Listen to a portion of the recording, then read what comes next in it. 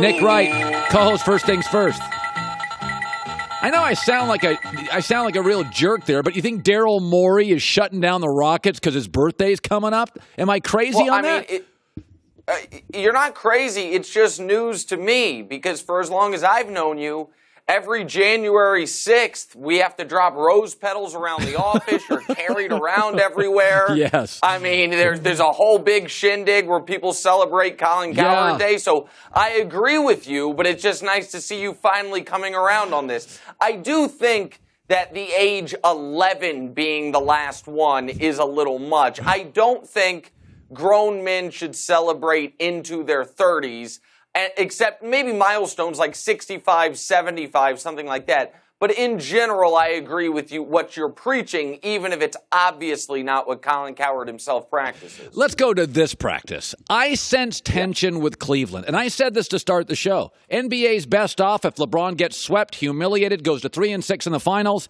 If you can't see the tension building with Dan Gilbert, J.R. Smith, Ty Law, the stuff he told Rachel Nichols on ESPN before the finals, I mean, I think it's inevitable he's leaving. The Dan Gilbert stuff feels so, that video where the low handshake, everybody's like, Colin, you're reaching on this stuff.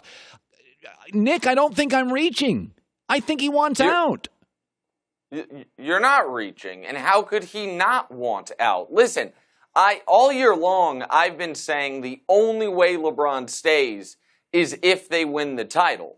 I now believe even if they win the title, however unlikely it is, he still would not stay. The Dan Gilbert thing has become not as bad as it was right after the letter, but it has gotten worse just in the last few weeks. Yes. When LeBron publicly admits for the first time, I didn't want them to trade Kyrie, I tried to get them not to trade Kyrie, and Dan Gilbert's response is to go to Twitter and talk about how the Kyrie trade is one of the reasons they're in the finals. Yeah. That tells you all you need to know. When they owe Jordan Clarkson $13 million a year for each of the next two, when this roster, absent of LeBron, this would have been a tanking team. And so, no, LeBron's gone. He's absolutely gone. Now, I don't buy that he needs to get swept or lose in 5. They could lose in 7 and he would leave. I think they could win and he would leave. This is, if they don't rally in this series, his final home game in Cleveland will be Friday. You know, I was talking that in every business there is 3 tiers. You know, the leader, the rival, and everybody else. And everybody else always thinks they're really close. You have, as a former Houston citizen, you know the Rockets well. You're connected to them. I read this morning that Chris Paul wants max money, and I think to myself, all right, then unless LeBron shows up in Houston, you're just everybody else, and I don't think you're nearly as close as you think. When I say Warriors, wherever LeBron's at, everybody else, is that too hyperbolic to you? It wouldn't be too hyperbolic if you put the Rockets on that secondary tier.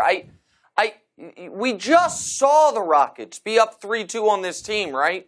We saw the Rockets have to go from, and this literally happened, the greatest three-point shooting team in NBA history to the worst three-point shooting stretch in NBA history to lose to Golden State. We do know that Harden, CP3, and Clint Capella were not only up 3-2 on Golden State, but were 53-7 this year when they played together, and then Chris Paul got hurt. So I don't think it's fair to just slough off the Rockets with everybody else.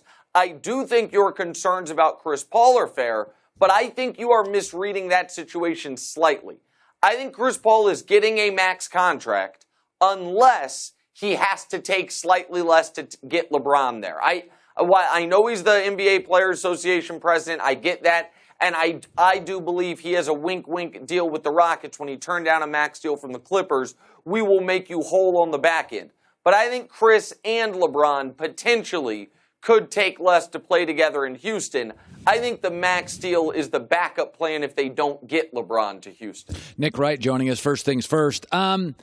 I kind of get tired of this narrative. Well, the Warriors, I'm not going to watch the NBA. I know who's going to win. And I want to say, well, Alabama's won 5 of the last 9 titles, heavy favorites to win this year. Does that mean I can't watch the Buckeyes play Michigan in football? I'm not going to watch college football?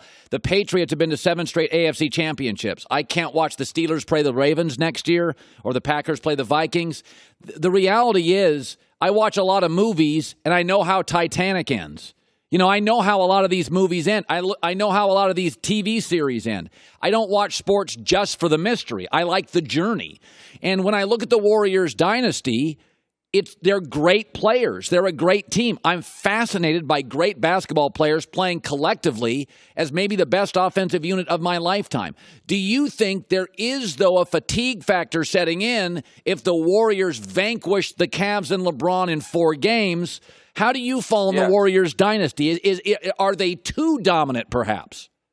Yeah, had they not added Kevin Durant, then they're much more interesting to me. Had Kevin Durant 2 off seasons ago, or an off season and a half ago, however you want to look at it, if he had, let's just say, for example, he picked the Wizards, which was a team that he's from there, was on his radar, then going into last season, or going into this season, for example, you would have had Golden State, Houston, San Antonio, Washington, Boston, Cleveland. You would have had some secondary contenders in Oklahoma City, maybe Philly. You would have had a quarter of the league that could credibly win the title.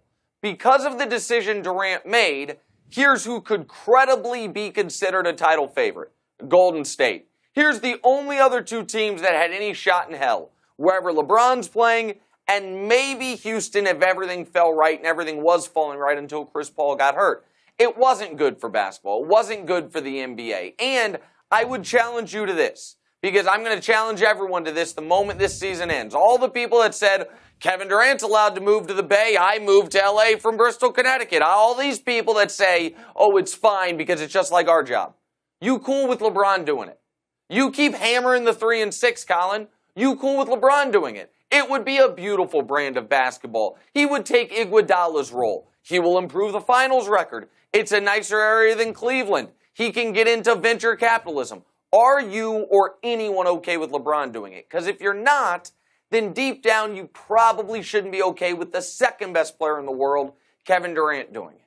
It's interesting. I'd have to let that one bake for a while and think about it. I am a huge proponent of player mobility. I've moved. I think it's outrageous that we get mad at athletes who have 9-year windows. Owners sell teams and move cities. GMs, coaches moves. Why can't a player move? Let's just throw this out there. If you ran the league and what you really cared about was ratings, viability, multiple title contenders, and your TV partners are happy, if you ran the league and you could, in a small way, nudge LeBron someplace, where would you put him? Good for the league, not just for Nick Wright in Houston. Don't throw Houston. I want what's good for the league.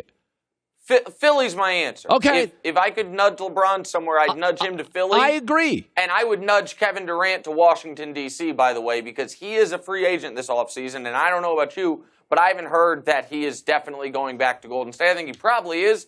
I also think Steph Curry might win the Finals MVP despite Kevin Durant being better through 2 games, and I don't know how that'll sit with him.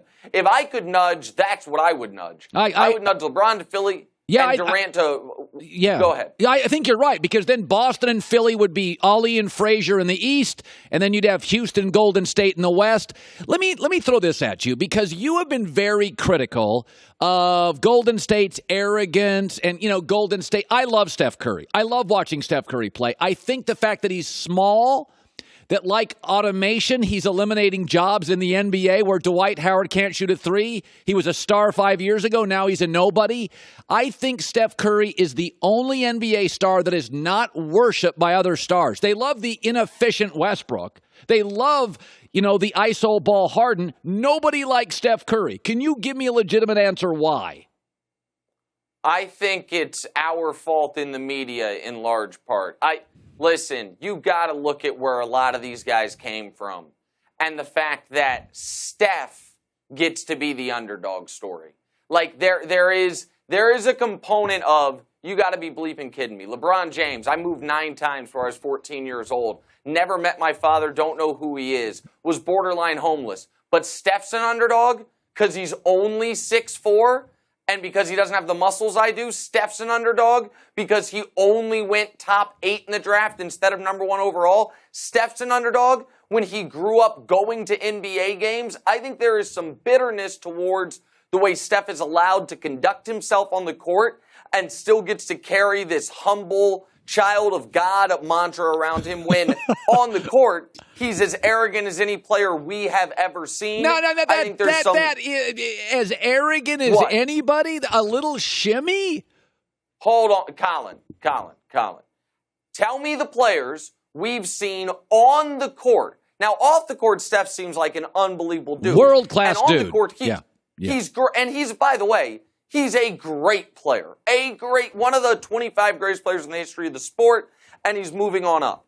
But on the court, you tell me the players we know that regularly shimmy, that you can call his squatting at mid-court celebration something.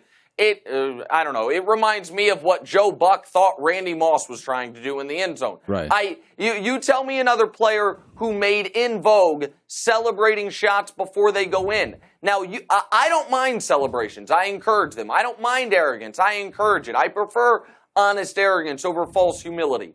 But a lot of things that the media hates when the big bad athletes do it, when Steph does it, it's just so damn adorable. And as an added bonus, you tell me another superstar that's been ejected from a finals game for throwing something at a fan, been ejected from a regular season game for throwing something at a ref. All those things are real, and Steph gets passes on all of them.